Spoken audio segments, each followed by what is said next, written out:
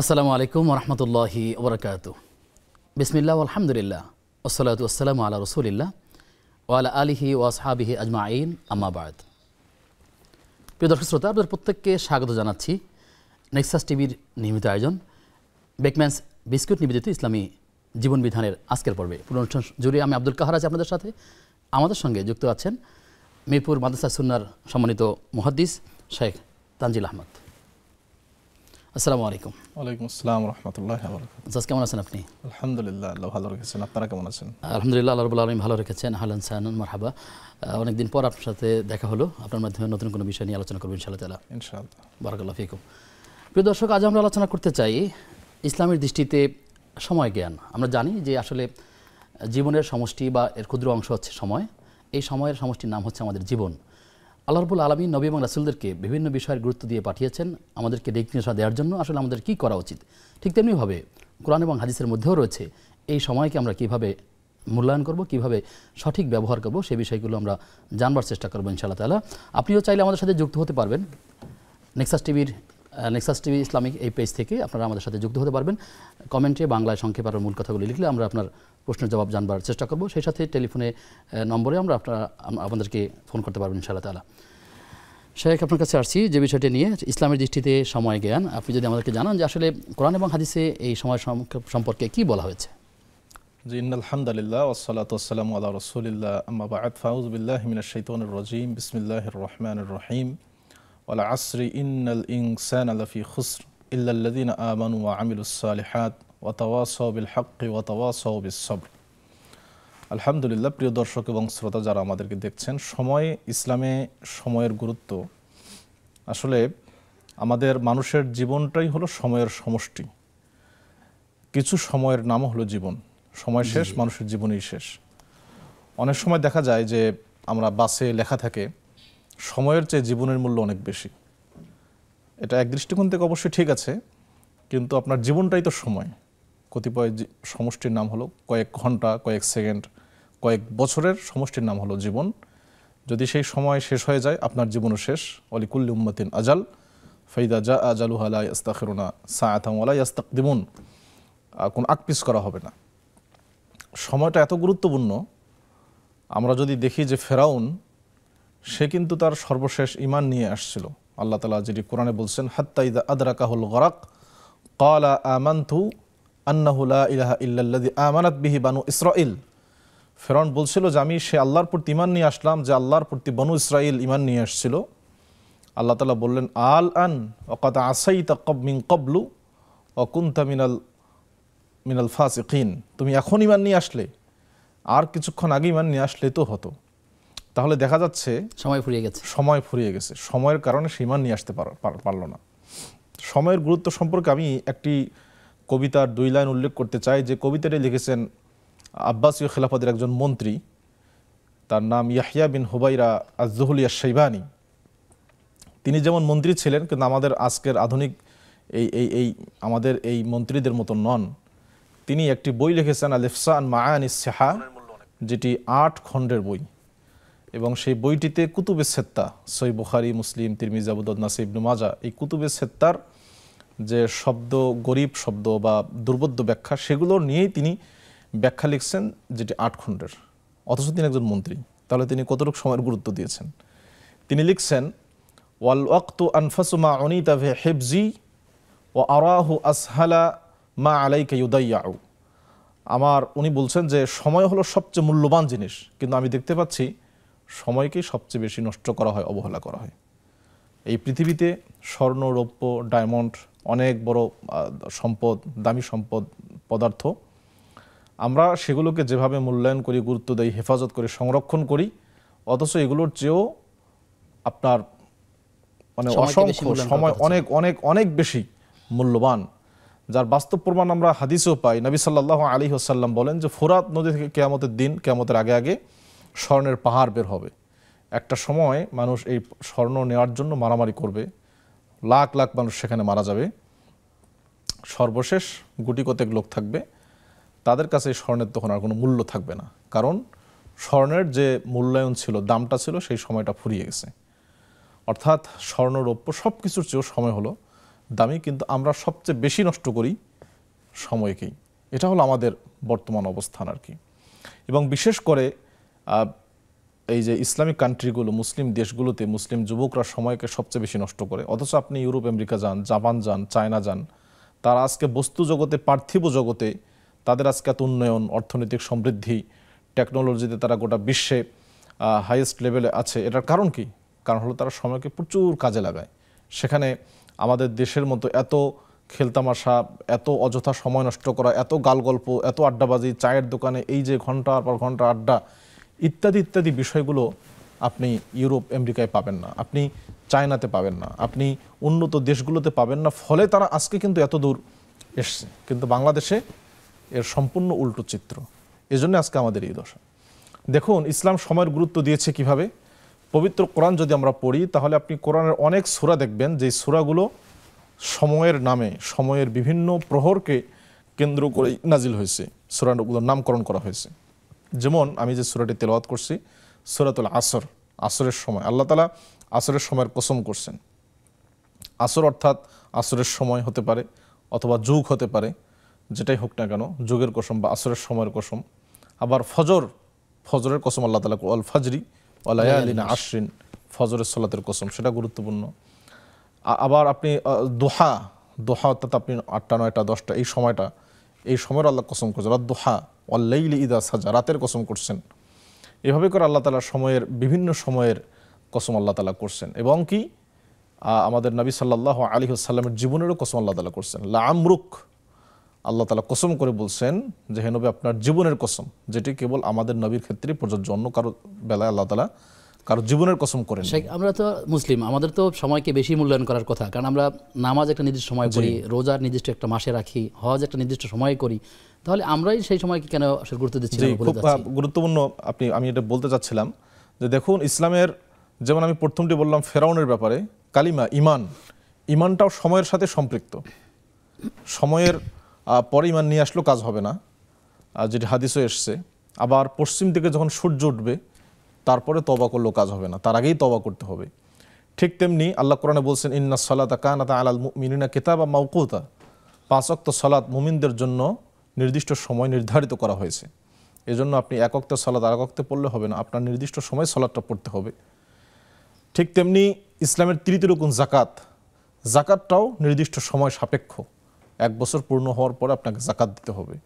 হজ নির্দিষ্ট সময়, আপনার এখন টাকা আছে, আপনি সুস্থ, আপনি চাইলে হজ করতে পারবেন না, আপনাকে নির্দিষ্ট সময়ের জন্য অপেক্ষা করতে হবে, জিলহজ মাসের 8 থেকে 13 তারিখ পর্যন্ত, সেই সময় আপনাকে হজ সম্পাদন করতে হবে। সিয়ামের বিষয়টা তো আরও মারাত্মক বিষয়। এবং নফল যে সিয়ামগুলো, আইয়ামে বীদের সিয়াম, প্রতি মাসে 3 দিন, আরবি মাসের 13, 14, 15 তারিখ অনুযায়ী, সোমবার বৃহস্পতিবারের যে সিয়ামগুলো, এগুলো সময়ের সাথে সম্পৃক্ত। কিন্তু দুর্ভাগ্যজনকভাবে সত্য এই যে আমরাই সময়কে সবচেয়ে বেশি গুরুত্ব দিচ্ছি না। আমি যদি আরও একটু বলি যে আপনি এতেকাফ বলেন, এতেকাফের মতো গুরুত্বপূর্ণ ইবাদত, সেটাও সময়ের সাথে সম্পৃক্ত। যদিও এতেকাফ সারা বছরই করা যায়, কিন্তু রমজানের শেষ দশকের এতেকাফ, তার মর্যাদা, তার শান শৌকত অন্য মাসের সাথে হবে না। শেখ, আমরা আরও বাকি আলোচনায় আমাদের সাথে দর্শক আছেন। দর্শক কে আছেন? আসসালামু আলাইকুম। ওয়ালাইকুম আসসালাম ওয়া রাহমাতুল্লাহি ওয়া বারাকাতুহু। প্রশ্ন তাহারাত সম্পর্কিত। কোন ব্যক্তি ফরজ গোসলের নিয়তে সে গোসল করার জন্য, বোন আপনি শুনতে পাচ্ছেন নিশ্চয়ই, আপনি টেলিভিশনের ভলিউম কমিয়ে যদি প্রশ্নটা করেন তাহলে শুনতে সহজ হবে। হ্যাঁ, মিউট আছে। জি জি, শুকরিয়া। হ্যাঁ, কোন ব্যক্তি ফরজ গোসল করার নিয়তে বাথরুমে যে প্রথমে ওযু করলো, তারপর মানে 100% পবিত্রতা অর্জন করে সে গোসল করলো, তারপরে যদি পাটা ধুতে ভুলে যায়, সুন্নত হিসাবে যে পা ওযুর সময় পাটা পরে ধোয়ার নিয়ত রেখেছিল, তাহলে কি তার গোসলটা কমপ্লিট হলো নাকি ত্রুটি থেকে গেল, নাকি শুধুমাত্র সুন্নতি আদায় হলো না? জি, আপনি বুঝতে পেরেছি। জি জি, আমরা বুঝতে পেরেছি। আপনি থাকুন আমাদের সাথে, আমরা জানবো। আমাদের সাথে আরো একজন দর্শক আছেন। দর্শক কে আছেন? আসসালামু আলাইকুম। আসসালামু আলাইকুম ওয়া রাহমাতুল্লাহি ওয়া বারাকাতুহু। হুজুর আপনারা ভালো আছেন? আলহামদুলিল্লাহ, আল্লাহ রাব্বুল আলামিন ভালো রেখেছেন। আমি সুনামগঞ্জ ধরমপাড়া থেকে ইনুজ বলছিলাম। জি প্রিয় ভাই, আমার 3টে প্রশ্ন হুজুর। সাহাবী কারা অথবা সাহাবী কাকে বলে? 2 নম্বর প্রশ্ন হলো প্রথম 4 খলিফাকে খুলাফায়ে রাশিদিন বলা হয় কেন? 3 নম্বর প্রশ্ন হলো হুজুর, বর্তমান মুসলিম বিশ্বের শাসকদের মধ্যে কুলাফায়ে রাশিদিনদের নীতি আদর্শ না থাকার প্রধান কারণ কি বলে আপনারা মনে করেন? আচ্ছা, ঠিক আছে প্রিয় ভাই, আপনি থাকুন আমাদের সাথে, আমরা জানবার চেষ্টা করবো ইনশাআল্লাহ তাআলা। শেখ, আপনি যে পয়েন্টে কথা বলছিলেন সেটা যদি শেষ করেন আর কি, যে আসলে যেমন দেখুন ঈদের সালাত, কোরবানির ঈদ, একজন সাহাবী এসে আল্লাহ রাসূলকে বলল, আল্লাহ রাসূল আমি তো সালাতের আগেই কোরবানি করে ফেলছি। আল্লাহ রাসূল সাল্লাল্লাহু আলাইহি ওয়াসাল্লাম বললেন যে তোমার কোরবানি হয়নি, সালাতের পরে করতে, ইসবাহ মাকানাহু আখার, তার জায়গায় আরেকটি তুমি জবাই করো। তাহলে আপনিও কোরবানি করলেন, উনিও কোরবানি করলেন, আপনারটা হবে তারটা হবে না কেন? শুধু সময়ের ব্যবধান। শুধু সময়ের ব্যবধানে। ঠিক তেমনি ঈদুল ফিতরের সময় আমরা যে ফিতরা দিই, সেই ফিতরা যদি আপনি সালাতের পরে দেন তাহলে সেই ফিতরার ব্যাপারে আল্লাহ রাসূল বলছেন ফাহিয়া সাদাকাতুম মিনাস সাদাকাত, সাধারণ দান হবে, কিন্তু ফিতরার যে আবশ্যিকতা ওয়াজিব সেটা আদায় হবে না। এটাই কিসের জন্য? সময়ের ব্যবধানে। তাহলে মোট কথা মানে টোটাল আমাদের সম্পূর্ণ সময়ের সাথে নিয়ন্ত্রণাধীন, এবং সময়টাই পৃথিবী যখন সৃষ্টি হয় তার সাথে সাথে সময়ের সৃষ্টি, যেটা আল্লাহ তাআলা কোরআনে বলছেন ইন্না ইদ্দাতাশ শুহুরি ইনদাল্লাহি 12 শাহরান ফি কিতাবিল্লাহি ইয়াওমা খালাকাস সামাওয়াতি ওয়াল আরদ। আসমান জমি সৃষ্টির দিন থেকে সময়ের সূচনা, আবার যখন পৃথিবী ধ্বংস হয়ে যাবে সময়ও শেষ হয়ে যাবে। আমাদের যে বর্তমান যে টাইমিং, যে টাইম হিসাব, এটা আর থাকবে না, তখন নতুন করে সময় আল্লাহ তাআলা কাউন্ট করবেন। কিন্তু দুর্ভাগ্যজনকভাবে সত্ত্বেও আমরাই সময়ের গুরুত্ব দিচ্ছি কম। এটার কারণ হলো বিশ্বনবী সাল্লাল্লাহু আলাইহি ওয়াসাল্লাম হাদিসে বলছেন নি'মাতানি মাগবুনুন ফীহিমা কাসীরুম মিনান নাস আস-সিহহাতু ওয়াল ফারাগ। দুইটি নিয়ামতের বিষয়ে মানুষেরা খুব গাফেল, উদাসীন, ভ্রুক্ষেপ করে না। একটি হলো সুস্বাস্থ্য, আর একটি হলো অবসর সময়। তো স্বাস্থ্য, সুস্বাস্থ্য আপনার সুস্থ থাকা, এটি কত বড় নিয়ামত, অসুস্থ হলেই বোঝা যায়।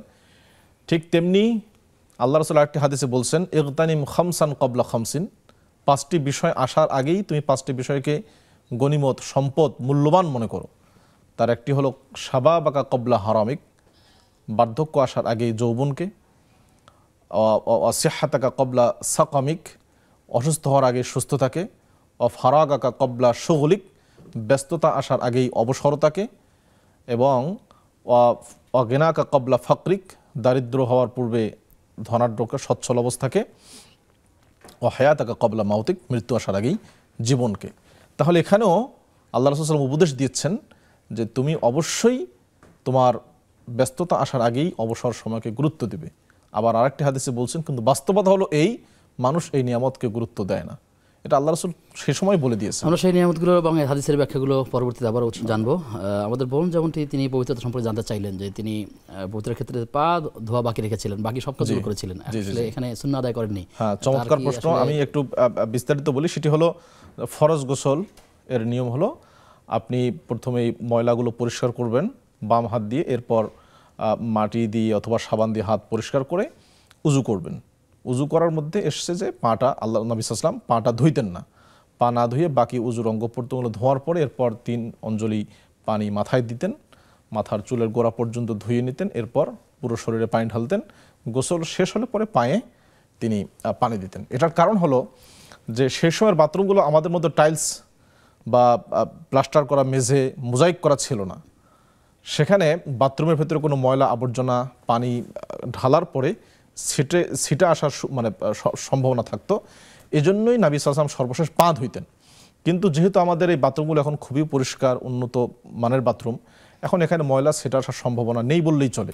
সেহেতু আপনি যদি আগেই পা ধুয়ে নেন তাহলেও সমস্যা নেই, অথবা যদি গোসলের সময় আপনার তো পা অবশ্যই এমনি ধোয়া হয়ে যাচ্ছে, কাজে আলাদা করে পা না ধুলেও চলবে। তবে আপনি যদি সুন্নাহ অনুযায়ী আমল করতে চান তাহলে অবশ্যই পাটা পরে ধুইবেন, যদি পা না ধোন তাহলে ইনশাআল্লাহ সমস্যা হবে না। আশা করছি বুঝতে পেরেছেন। আমাদের নিয়মিত দর্শক ইউনুস ভাই তিনি বলেছেন যে সাহাবী কাকে বলে, মূলত তার প্রশ্ন। চমৎকার প্রশ্ন। সাহাবীদের সংজ্ঞায় ওলামাগণ খুব সুন্দর সংজ্ঞা দিয়েছেন। তারা বলছেন মাল্লাকিয়ান নবী সাল্লাল্লাহু আলাইহি ওয়াসাল্লাম মুমিনান বিহি ওয়া মাতা আলা ঈমানিহি ওয়া লাউ তাখাল্লালাত ফি যালিকা রিদ্দাতুন, যে ব্যক্তির সাথে নবী সাল্লাল্লাহু আলাইহি ওয়াসাল্লামের সাক্ষাৎ হয়েছে ঈমানদার অবস্থায় ওই ব্যক্তির, এবং ওই ব্যক্তি ঈমানদার অবস্থায় মারা গেছেন, যদিও মাঝখানে তিনি ইসলাম পরিত্যাগ করেন, তারপরেও তিনি সাহাবী হিসেবে গণ্য হবেন, কারণ তার সাক্ষাৎ হয়েছে ঈমানদার অবস্থায় এবং তিনি মারাও গেছেন ঈমানদার অবস্থায়। এখানে একাডেমিক অনেকগুলো কথা আছে, আমরা সেদিকে যাচ্ছি না। মোট কথা নবী সাল্লাল্লাহু আলাইহি ওয়াসাল্লামকে পেয়েছেন, নবী সাল্লাল্লাহু আলাইহি ওয়াসাল্লাম তাকে দেখছেন অথবা ওই ব্যক্তি নবী সাল্লাল্লাহু আলাইহি ওয়াসাল্লামকে দেখছেন। অনেক আছে, যেমন আব্দুল্লাহ ইবনে মাকতুম, তিনি অন্ধ সাহাবী, তিনি রাসূলকে দেখেননি, তারপরে তিনি সাহাবী, কারণ তার সাক্ষাৎ হয়েছে। এই জন্য আমরা দেখার সাথে না বলি যারা সাক্ষাৎ হয়েছে তারাই হলেন সাহাবী। এমন কয়েকজন সাহাবীও আছেন যারা নবী সাল্লাল্লাহু আলাইহি ওয়াসাল্লামের জীবদ্দশাতেই বা তার ওফাতের পরে মুরতাদ হয়ে গিয়েছিলেন, পরবর্তীতে আবার ঈমান নিয়ে এসেছেন, তারাও সাহাবীদের মধ্যে গণ্য হবেন। তো আমি প্রথম যে প্রশ্ন, যে নবী সাল্লাল্লাহু আলাইহি ওয়াসাল্লামকে যারা সাক্ষাৎ হয়েছে ঈমানদার অবস্থায় ঈমান নিয়ে আসছেন, আবার রাসূলের জামানায় ঈমান নিয়ে আসছেন কিন্তু রাসূলের সাথে সাক্ষাৎ হয়নি, তাহলে তিনি সাহাবী নন। যেমন ওয়াইস আল কারনী, সাক্ষাৎটা থেকে জরুরি, সাক্ষাৎ জরুরি। ওয়াইস আল কারনী রাসূলের জামানা পেয়েছেন, ঈমান নিয়ে আসছেন, কিন্তু রাসূলের সাথে সাক্ষাৎ হয়নি, সে কারণে তিনি সাহাবীর মর্যাদা লাভ করতে তিনি পারেন। সাহাবী নন। জি জি শেখ, আমরা বাকি প্রশ্নে আসবো বিরতির পর ইনশাআল্লাহ। ইনশাআল্লাহ। প্রিয় দর্শক, আপনারা দেখছেন বেকম্যানস বিস্কিটস নিবেদিত ইসলামী জীবন বিধান। সময় হয়েছে একটা বিরতির, ফিরছি কিছুক্ষণ পর, সাথে থাকুন।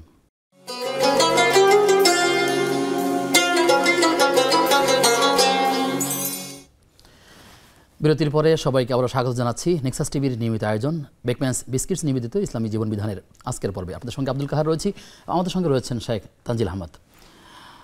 মোহতারামের আগে প্রশ্ন আছে, আমাদের ভাই প্রশ্ন করেছিলেন যে প্রথম 4 খলিফাকে খোলাফায়ে রাশিদিন কেন বলা হয়ে থাকে, মূলত এই খোলাফায়ে রাশিদিন বলতে কি বোঝায়?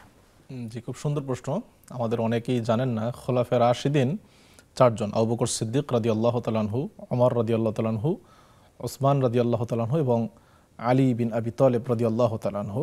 তাদের খেলাফতের মেয়াদ ছিল সব মিলিয়ে 30 বছর। তো খোলাফায়ে রাশিদিন শব্দের অর্থ হলো যারা সঠিক পথ প্রাপ্ত, যারা সহজ এবং সঠিক পথে চলে।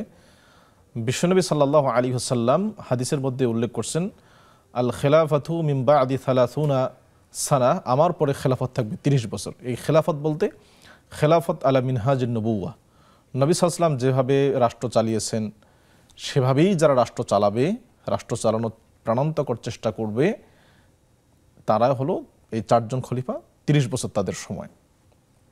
রাশিদিন শব্দের অর্থ হলো সঠিক, যারা সঠিকভাবে চালিয়েছেন রাষ্ট্র। এবং আরেকটি হাদিসও বলছেন যে আলাইকুম বিসুন্নতি ওয়া সুন্নাতিল খুলাফা ইয়ার রাশিদিন আল মাহদিয়িন। মূলত খোলাফায়ে রাশিদিন এই শব্দটি, পরিভাষাটি রাসূলের মুখ নিঃসৃত, জবান নিঃসৃত এই পরিভাষাটি, যারা সঠিক পথ প্রাপ্ত। আর আমরা জানি যে 4 খলিফাই তারা সঠিক, সুন্দরভাবে এবং বিশ্বনবী সাল্লাল্লাহু আলাইহি ওয়াসাল্লাম যে সুন্নাহ, যে তরিকা, যে পথ দেখিয়েছেন, যে মানহাজ দেখিয়েছেন, সেই মিনহাজের আলোকে, সেই পদ্ধতির আলোকে, নীতির আলোকে তারা রাষ্ট্র পরিচালনা করেছেন। এই জন্য তাদেরকে মূলত খোলাফায়ে রাশিদিন বলা হয়। জি, শুকরিয়া আপনাকে।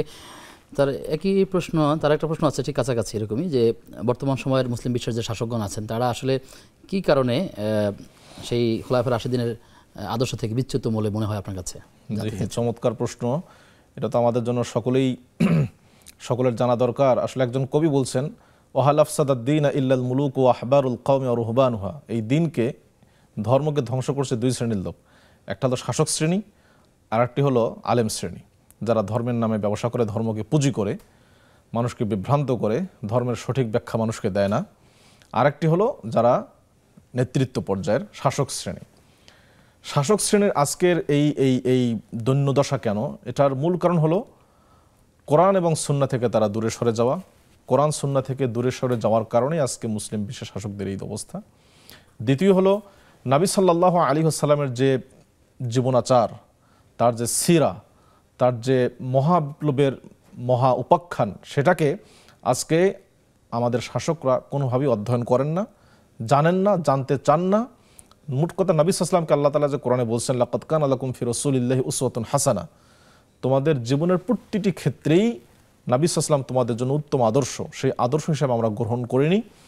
তৃতীয়ত, যখন থেকে নাকি ধর্ম এবং রাষ্ট্র এই দুইটিকে আলাদা করা হয়েছে, separation between religious and state, ধর্ম এবং রাষ্ট্রকে আলাদা করো, আল ফাসলুদ্দিন আনিদ দাওলা, এই যে সেকুলারিজমের যে বর্তমান ভয়াবহ অবস্থা গোটা বিশ্বব্যাপী, সুতরাং দেশ চালাবে যারা ধর্মের সাথে যাদের কোনো সম্পর্ক নেই, এটার প্রভাব প্রত্যক্ষ পরোক্ষ সার্বিকভাবেই মুসলিম শাসকদের উপরে ব্যাপকভাবে পড়ছে। চতুর্থত হলো নিজের শাসন ক্ষমতা টিকে রাখার জন্য, নিজের গতি টিকে রাখার জন্য ধর্ম বিরোধী, ইসলাম বিরোধী তারা যে কোনো কাজ করতে কোনো দ্বিধাবোধ করেন না, নির্দ্বিধায় সেই কাজগুলো করে যান। এজন্যই তারা দিন দিন খোলাফে রাশেদার যে চরিত্র, সেই চরিত্র থেকে অনেক দূরে সরে গিয়ে তারা সম্পূর্ণ মানে ইউরোপিয়ান কালচারে অভ্যস্ত হয়ে তারা নিজের ক্ষমতাকে টেকসই করার জন্য যে কোনো পন্থা অবলম্বন করার চেষ্টা করছে। কাজে আমরা উপদেশ দেব, আমরা নসিহাত করব, পরামর্শ দেব, অনুরোধ করব শাসকদেরকে, আসুন কোরআন এবং সুন্নাহর আলোকে, নবী সাল্লাল্লাহু আলাইহি ওয়াসাল্লামের মানহাজের আলোকে, তার যে পদ্ধতি, নীতি, আদর্শ, সেই আলোকে আমরা চেষ্টা করি রাষ্ট্র গড়ার জন্য। এবং সেই সাথে আমরা আপনার যে ধর্মের ভিত্তিতে যে রাষ্ট্র, ধর্মীয় অনুশাসন মেনে চলা, ধর্মকে অগ্রাধিকার দিয়ে যেন আমরা রাষ্ট্রের সার্বিক চিন্তা করি। কারণ আপনারা যে ছোট্ট ছোট রাষ্ট্র চালান, এর চেয়ে কত কত গুণ বড় রাষ্ট্র খোলাফে রাশেদিন চালিয়েছেন, কোনো সমস্যা হয়নি, আধুনিকতার প্রগতির কোনো সমস্যা হয়নি, আপনারা যে কথাগুলো বলেন এখন। কাজেই আপনারা আসেন, প্রকৃত শান্তি, সফলতা, প্রকৃত পরিশীলিত এবং পরিমার্জিত সমাজ ব্যবস্থা ইনসাফ ভিত্তিক ইসলামের মধ্যে রয়েছে, ইসলামের মধ্যে আল্লাহ রয়েছে। আমাদের সেভাবে করার তৌফিক দান করুন। দর্শক আছেন, প্রিয় দর্শক কে আছেন আমাদের সাথে? আসসালামু আলাইকুম। হ্যালো, আসসালামু আলাইকুম। ওয়ালাইকুম আসসালাম। হুজুর ভালো আছেন? আলহামদুলিল্লাহ, আমরা ভালো আছি। যে সংক্ষেপে আপনার মূল প্রশ্ন করেন। আমি প্রশ্ন করতে চাচ্ছিলাম, বাথরুমে কি উযু করা যায়? বাথরুমে কি দোয়া করা যায়? আর একটা হচ্ছে আমি আমার একটা আমার পরীক্ষা, সেজন্য আমি রোজা রাখি। আমরা প্রশ্নগুলো সঠিকভাবে বুঝতে পারছি না বোন, আপনি যদি আরেকবার ট্রাই করেন। প্রশ্নগুলো কেটে কেটে আসছিল, আপনি আরেকবার ট্রাই করলে ভালো হবে ইনশাআল্লাহ তাআলা। আর আপনি দর্শক কে আছেন আমাদের সাথে? হ্যালো, আসসালামু আলাইকুম। ওয়ালাইকুম আসসালাম। হুজুর, আমি দুইটা প্রশ্ন করতে চাই। একটা হচ্ছে বাথরুমে বসে কি ওযু করা যায় এবং দোয়া পাঠ করা যায়? আচ্ছা আচ্ছা। আর দ্বিতীয়টা হচ্ছে আমি রোজা রাখি বৃহস্পতিবার এবং সোমবার। জি। এটা যদি আমার ছুটে যায়, আমি কি বৃহস্পতিবারটা শুক্রবার এবং সোমবারেরটা মঙ্গলবার রাখতে পারবো কিনা? আচ্ছা ঠিক আছে, আপনি থাকুন আমাদের সাথে, আমরা জানবো ইনশাআল্লাহ তাআলা।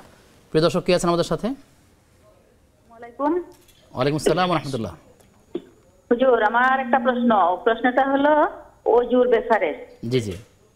যে ওযুটা যে ওযুর পরশ তো সাইটিয়া, মাথা মাসে হাত কুলি করা, নাকে পানি দেওয়া, মুখ দেওয়া, কিন্তু আমরা যে গলা মাথাও করি, এটা কি ওযুর পরশ? আর এটা যদি পুরাটা করা লাগবো না অর্ধেক করলেই হবে? আচ্ছা ঠিক আছে প্রিয় বোন, আপনি থাকুন আমাদের সাথে। আসসালামু আলাইকুম। ওয়ালাইকুম আসসালাম ওয়া রাহমাতুল্লাহ, আমরা জানবো ইনশাআল্লাহ তাআলা। শেখ আমাদের বোন এর আগে প্রশ্ন করলেন যে বাথরুমের মধ্যে ওযু করা বা ওযুর দোয়া পড়া যাবে কিনা আসলে। জি, চমৎকার। এই সমস্যা আমরা সবাই ভুগি আসলে, আমাদের যে বর্তমান রুমের সাথে অ্যাটাচড বাথরুম হওয়ার কারণে। এবং বাথরুমে মূলত একটি থাকে প্রস্রাব পায়খানার জন্য জায়গা, আর একটি হলো গোসল বা উজুর জন্য জায়গা, একই জায়গায় থাকে। তো এখন আমরা যদি উজু করতে চাই বাথরুমে, তাহলে কি করা উচিত? বা আমরা জানি যে উজুর শুরুতে বিসমিল্লাহ বলতে হয়, অনেকে এটাকে ওয়াজিব বলছেন, কিন্তু আসলে সেটি ওয়াজিব নয়। উজু বিসমিল্লাহ যদি উচ্চারণ নাও করে তাও হবে ইনশাআল্লাহ, সমস্যা নেই। তো যদি কেউ বাথরুমে উজু করতে চায় তাহলে বিসমিল্লাহ আস্তে করে বলবেন। আর উজুর যে দোয়াটি আপনি চেষ্টা করবেন বাইরে, বাথরুমের বাইরে বের হয়ে দোয়া করলে আর সমস্যা থাকে না।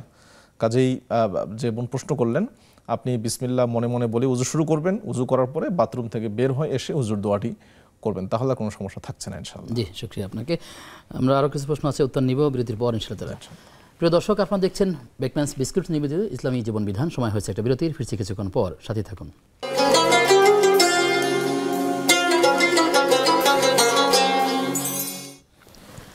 বিরতির পরে সবাইকে আবার স্বাগত জানাচ্ছি। প্রিয় দর্শক, আপনারা দেখছেন নেক্সাস টিভির নিয়মিত আয়োজন বেকম্যানস বিস্কিটস নিবেদিত ইসলামী জীবন বিধান। সঙ্গে আব্দুল কাহার রয়েছি, আমাদের সঙ্গে রয়েছেন শেখ তানজিল আহমদ। ওস্তাদ, প্রশ্ন আছে, আমাদের বোন একটু জানতে চেয়েছিলেন যে তিনি সপ্তাহে দুটো রোজা রাখেন, সোমবার এবং বৃহস্পতিবার। কখনো কখনো এই রোজাগুলো তিনি রাখতে পারেন না, তিনি কি সোমবারের পরিবর্তে মঙ্গলবারে অথবা আগের দিন কিংবা বৃহস্পতিবারের পরিবর্তে আগের দিন বা পরের দিন এভাবে রাখতে পারেন কিনা আসলে? সোম এবং বৃহস্পতিবারের রোজা সুন্নাহ, ওয়াজিব নয়। তো তিনি যেহেতু নিয়মিত রাখেন, এটি একটি তার ওজিফা, নিয়মিত আমল।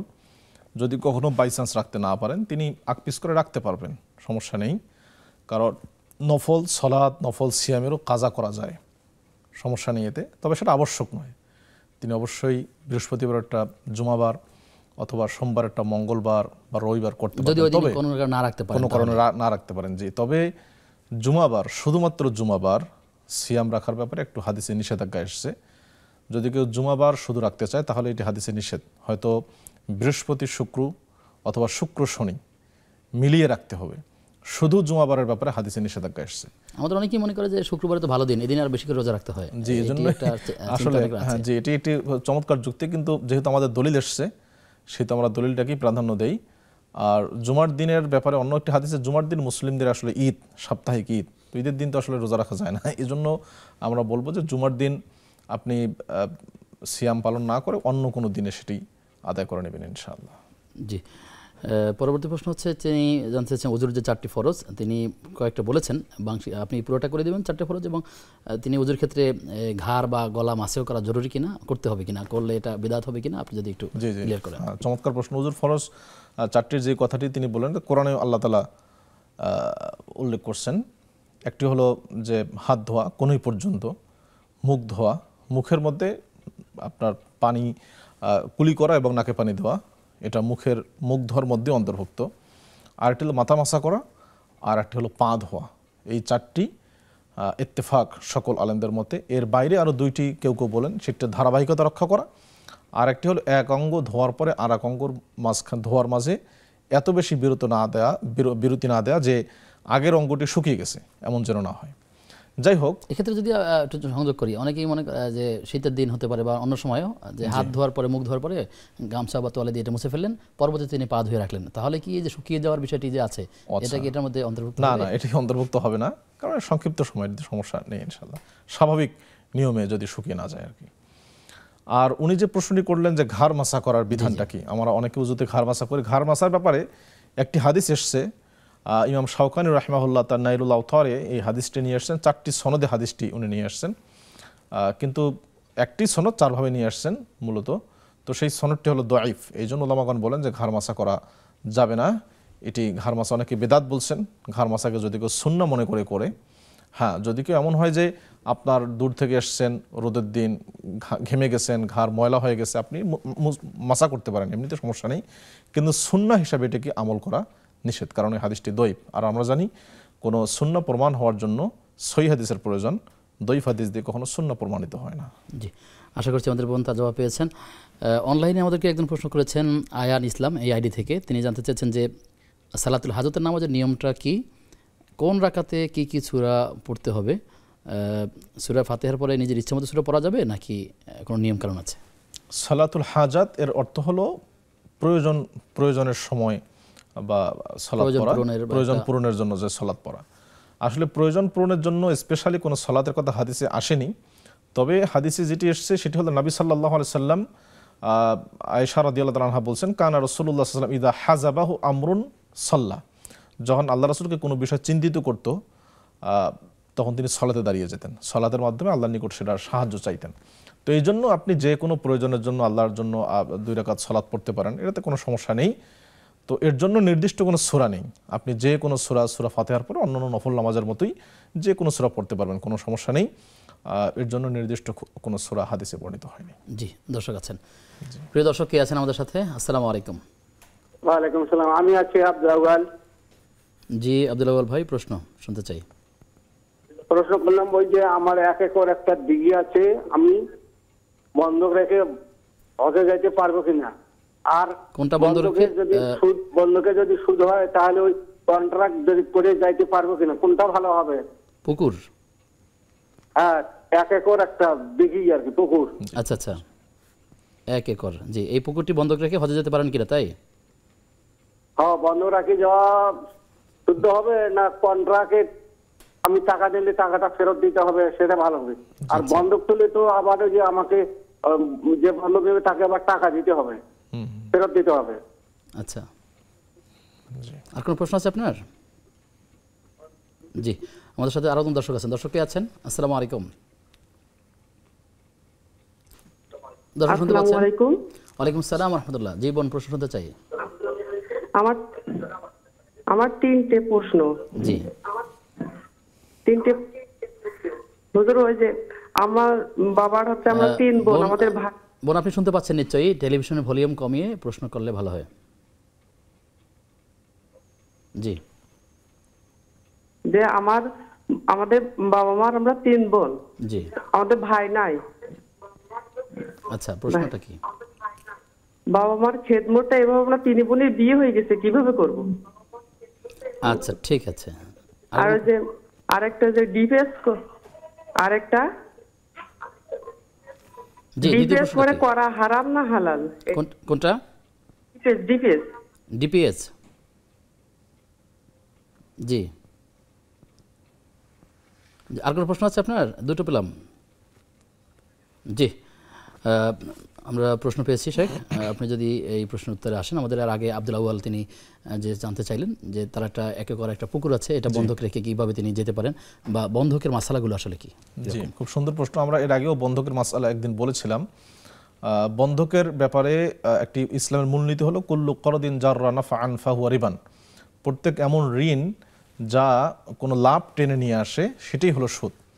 বন্ধকের ব্যাপারটি ঠিক এরকম। বন্ধক মানে ঋণ নিলাম আমি, আবার আপনাকে যেহেতু ফেরত দিতে হবে আমাকে, এর সিকিউরিটি স্বরূপ আমি আমার জমি বা পুকুর বা বাড়ি আপনার নিকটে ভাড়া রাখলাম। তো আপনি যদি সেটি ব্যবহার করতে চান, অর্থাৎ আপনি লাভ নিলেন, ঋণের পরিবর্তে আপনি কোনো উপকার গ্রহণ করলেন, সেটি হলো সুদ। এই জন্য আর ইবাদত কবুলের অবশ্যই অন্যতম শর্ত হলো সেটি হালাল হতে হবে, অর্থটা অবশ্যই আপনার উপার্জন হালাল হতে, হজের মতো গুরুত্বপূর্ণ ইবাদত অবশ্যই হালাল অর্থ হতে হবে। আমরা অবশ্যই উনি যেটি বললেন চমৎকার পরামর্শ উনিও নিজেও দিয়েছেন, সেটি হলো কন্ট্রাক্ট রেখে উনি যেতে পারবেন নিশ্চয়ই। কন্ট্রাক্টের টাকা নিয়ে উনি হজে যাওয়া, এটাই সহি এবং এটাই একমাত্র উপায়। কিন্তু বন্ধক রেখে কোনো হয়ে যাওয়ার, কারণ বন্ধকটি সম্পূর্ণ সুদ, এটা একেবারেই সুদ। বরং আমাদের যে প্রচলিত সুদ, এটার চেয়ে ভয়ঙ্কর সুদ হলো বন্ধক। কারণ বন্ধকের ব্যাপারটা হলো যে আপনাকে টাকা দিচ্ছে, হয়তো এক মাসে 1 লাখ দিল, পরবর্তী মাসে আর 50,000 10,000 আপনার সময় মতো আপনি নিলেন, কিন্তু আপনি যখন রিটার্ন করবেন সেই টাকাটি আপনাকে একসাথে দিতে হচ্ছে। এটি চরম জুলুম বন্ধক। তো এই জন্য আমরা বলবো যে আপনি অবশ্যই কন্ট্যাক্ট রেখে আপনি হজে যান ইনশাআল্লাহ। আল্লাহ আপনার হজ কবুল করুন, বন্ধক রেখে কখনোই যাবেন না। জি, শুকরিয়া আপনাকে। আরও কিছু প্রশ্ন আছে, সেই উত্তরগুলো নিব বিরতির পর ইনশাআল্লাহ। প্রিয় দর্শক, আপনারা দেখছেন ইসলামী জীবন বিধান। সময় হয়েছে একটা বিরতির, ফিরছি কিছুক্ষণ পর, সাথে থাকুন।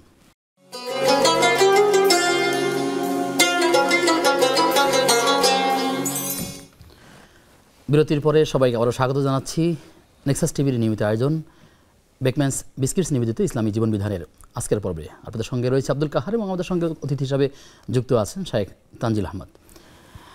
শেখ আমাদেরকে প্রশ্ন রেখেছিলেন এর আগে, আমাদের এক বোন তিনি বলেছেন যে তার বাবা মা আছেন, তারা 3 বোন, তার কোনো ভাই নেই।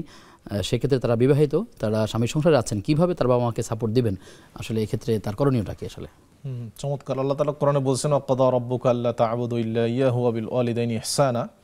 আল্লাহর ইবাদত করতে হবে, দ্বিতীয়ত পিতামাতার সাথে সদাচরণ করতে হবে। এটা শুধু ছেলের দায়িত্ব নয়, সন্তান হিসাবে ছেলে মেয়ে উভয়ই এক্ষেত্রে দায়িত্বশীল। তাদের অবশ্যই দায়িত্ব পালন করতে, পিতামাতার খেদমত, পিতামাতার সেবা যত্ন করতে হবে।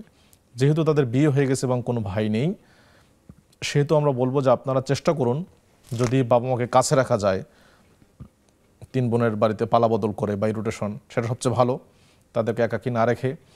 যদি তা করা না যায়, সম্ভব না হয়, তাহলে 3 বোনেই পালাক্রমে আপনারা তাদের বাড়িতে এসে কয়েকদিন করে থাকলেন, থেকে সেবা যত্ন করলেন পালাক্রমে। অথবা তাও যদি সম্ভব না হয়, তাহলে আপনারা কাউকে টাকা দিয়ে, অর্থ দিয়ে ভালো কোনো ব্যক্তিকে রেখে তাদের যেন কোনো কষ্ট না হয়, এটা আপনাদের করতে হবে। এক্ষেত্রে আপনাদের যারা স্বামী আছেন তাদেরকে আমরা নসিহত করব, পবিত্র কোরআনের এই আদেশ, আল্লাহ তাআলার স্পষ্ট বিধান যে আপনি যেমন আপনার বাবা মার খেদমত করতে চান, তেমনি আপনার স্ত্রী তারাও চান তাদের বাবা মার খেদমত করতে, সেই হকটা তাদের প্রতিও আছে। যেহেতু তাদের কোনো ছেলে সন্তান নেই, সেহেতু আপনাদেরকে ছাড় দিতে হবে এবং আপনাদের যে কোনোভাবেই এটাকে অবশ্যই গুরুত্ব দিয়ে তাদের সেবা যত্ন করতে হবে, কোনোভাবে অবহেলা করা যাবে না।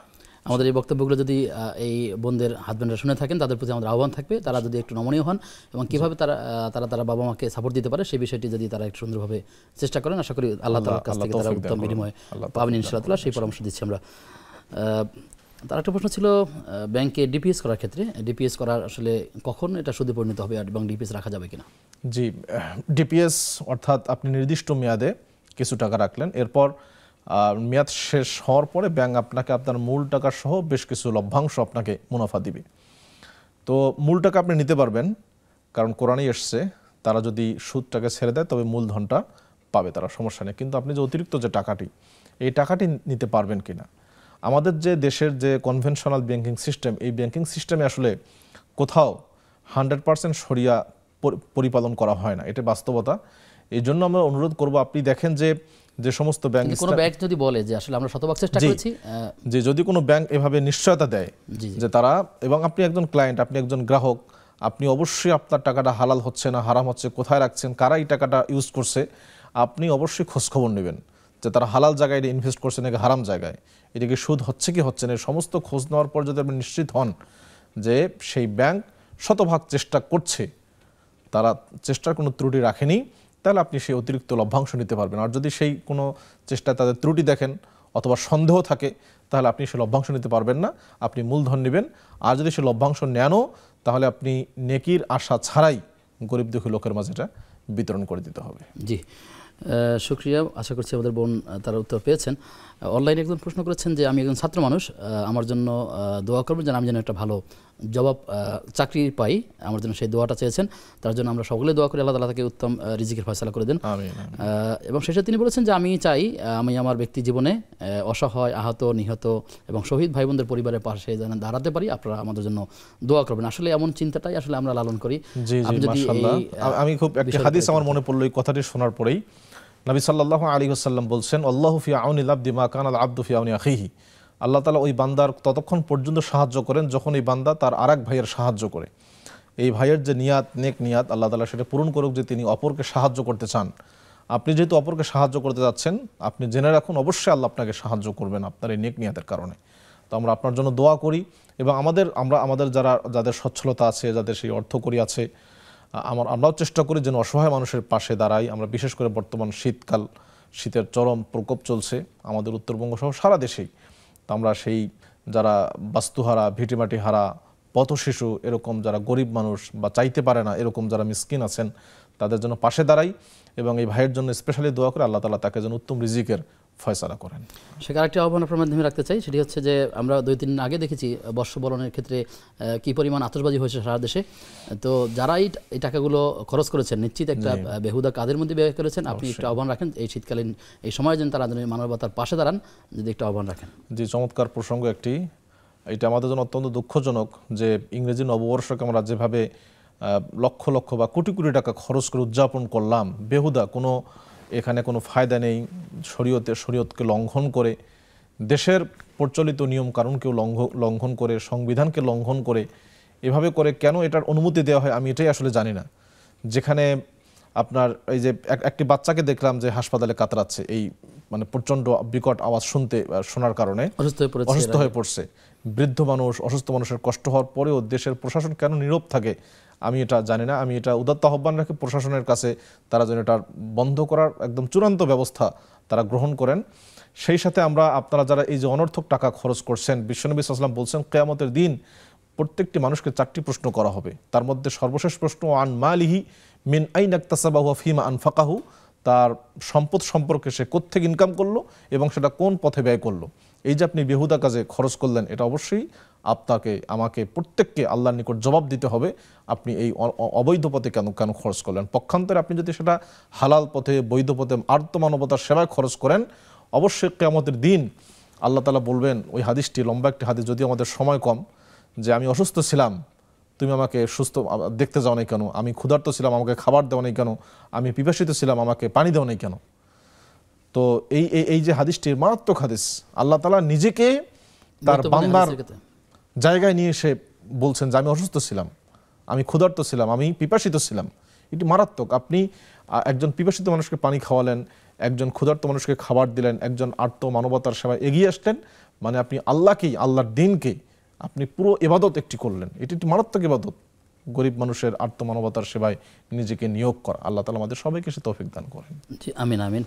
শেখ, আমরা বিষয়ের দিকে ফিরে আসি। আমরা যে বিষয়ে আলোচনা শুনছিলাম ওটার থেকে ইসলামের দৃষ্টিতে সময় জ্ঞান, আপনি আমাদেরকে যে জানান যে আসলে এই মুসলিম মনীষী যারা ছিলেন, আসলাফ যারা ছিলেন, তারা কিভাবে সময়কে গুরুত্ব দিতেন।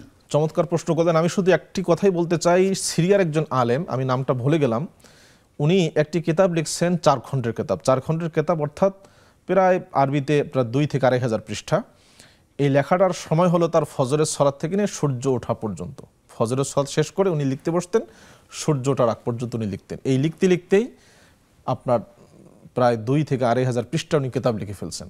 আমরা এই সময়টার কোনো গুরুত্ব নেই। নবী ইসলাম বলছেন, আল্লাহুম্মা বারিক লি উম্মতি ফি বুকুরিহা, হে আল্লাহ আপনি আমার উম্মতের সকালের মধ্যে বরকত দান করুন। একজন সাহাবী তিনি বলেন, আমি এই হাদিসটি শোনার পরে সকালবেলায় ব্যবসার কাজে বের হয়ে যেতাম, এমনকি আমি যদি মাটিও বিক্রি করতাম আল্লাহ তাআলা আমাকে লাভ দিতেন, এত ব্যবসায় বরকত হয়ে গেল সকালে ব্যবসার কারণে। সালাফগণের জীবনী তো খুব আশ্চর্য। ইমাম ইবনে তাইমিয়া রাহিমাহুল্লাহ, ইমাম জালালউদ্দিন সুয়ুতী রাহিমাহুল্লাহ, তারা যে কিতাব লিখছেন আপনি যদি হিসাব করেন দেখা যাবে যে তাদের জন্ম থেকে মৃত্যু পর্যন্ত প্রতিটি দিনকে যদি আপনি সেই পৃষ্ঠাগুলো দিয়ে ভাগ করেন তাহলে দেখা যাবে প্রতিদিন তারা 20 পৃষ্ঠা, কেউ 30 পৃষ্ঠা, কেউ 60 পৃষ্ঠা করে লিখছেন।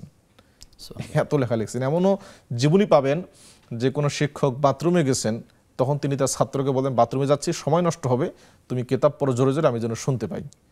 এমনও অনেক ওলামাদের আমরা জীবনী পেয়েছি। তো এই জন্য সময় বলা হয়ে থাকে আস-সাইফু আল-ওয়াক্তু কাস-সাইফ ইল্লাম তাকতাউ ইয়াকতাকা, সময় হলো তরবারির মতো, আপনি যদি সময়কে কাটেন না হলে সময় আপনাকে কেটে ফেলবে। মৃত্যুর আগে মানুষ আল্লাহর নিকটে কায়মন বাক্যে দোয়া করবে, রব্বি লাউলা আখারতানি ইলা আজালিন করিব ফাআসাদ্দাকা ওয়া আকুম মিনাস সালিহিন, হে আল্লাহ আপনি একটু সময় দেন, আমি সুস্থ হয়ে আমার সমুদয় সম্পত্তি আপনার রাস্তায় দান করি। আল্লাহ বলছেন সম্ভব নয়। ওয়ালা ইউআখিরাল্লাহু আহাদান, আল্লাহ তাআলা কাউকে কোনো ধরনের সময় দিবেন না। এবং কিয়ামতের দিনেও বান্দা একই নিবেদন করবে আল্লাহর নিকটে, লাউ আন্নালি কাররাতান ফাআকুনা মিনাস সালিহিন, আমি যদি আরেকবার যেতে পারতাম আমি ভালো হয়ে যেতাম। আরেকটি আয়াতে আসছে, সেখানে বলা হচ্ছে যে আমি যদি সময় পেতাম তাহলে আল্লাহ বলছেন আওয়ালাম নুআম্মিরকুম মা ইয়াতাযাক্কারু ফীহি মান তাযাক্কার, এমন সময় যে সময় অনেক উপদেশ করুন আপনি পারেন না। কাজেই সময়কে আমরা গুরুত্ব দেই, না হলে আমাদের জীবন অলসতায় অবহেলায় আমাদের জীবন শেষ হয়ে যাবে, আফসোস ছাড়া কিছুই থাকবে না। আল্লাহ তাআলা তৌফিক দান করেন। আমিন আমিন। আমাদের সময় ফুরিয়ে আসলো, আবারও কখনো দেখা হলে অন্য কোনো বিষয় নিয়ে আলোচনা করবো। আপনাকে ধন্যবাদ জানিয়ে আপনার থেকে বিদায় নিচ্ছি। প্রিয় দর্শক, এতক্ষণ আপনারা দেখছিলেন বেকম্যানস বিস্কুটস নিবেদিত ইসলামী জীবন বিধান। আমরা বিভিন্ন বিষয়ে আলোচনা করেছি, সেই সাথে একটি ইসলামের দৃষ্টিতে সময় জ্ঞান এই বিষয়ে আমরা কথা বলেছি, কথা শুনেছি। আল্লাহ তাআলার কাছে আমরা দোয়া করি আল্লাহ তাআলা যেন আমাদেরকে এই সুন্দর একটি সময় পার করার তৌফিক দান করুন। এবং সময়কে পরিকল্পিতভাবে ব্যবহার করতে চাইলে অবশ্যই আমাদের একটা প্ল্যান থাকতে হবে, তা না হলে আমরা সময়কে কাজে লাগাতে পারবো না। আল্লাহ তাআলা আমাদেরকে সে বিষয়ে এগিয়ে যাওয়ার তৌফিক দান করুন। আগামী অনুষ্ঠান দেখবার আমন্ত্রণ জানিয়ে আজকের মতো বিদায় নিচ্ছি। আসসালামু আলাইকুম ওয়া রাহমাতুল্লাহি ওয়া বারাকাতুহু।